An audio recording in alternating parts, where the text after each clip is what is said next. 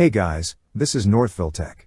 In this video, we're going to learn how to find your Betterment checking account and routing number.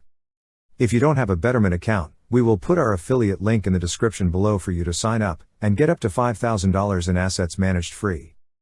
But if you already have an account, just open the website, then click log in.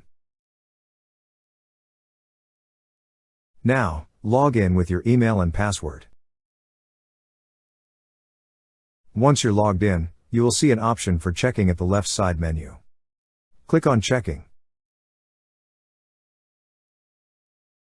On the lower right side of this page, you will see a section for account details.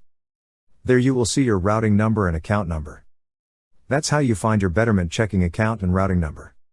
Thank you so much guys for watching, and if you have not yet subscribed to our YouTube channel, please subscribe to our YouTube channel as we create tech videos related to financial apps almost every day. Also check out our website northvilletech.com for great tech articles, and our recommended resources in the description below for various sign-up bonuses.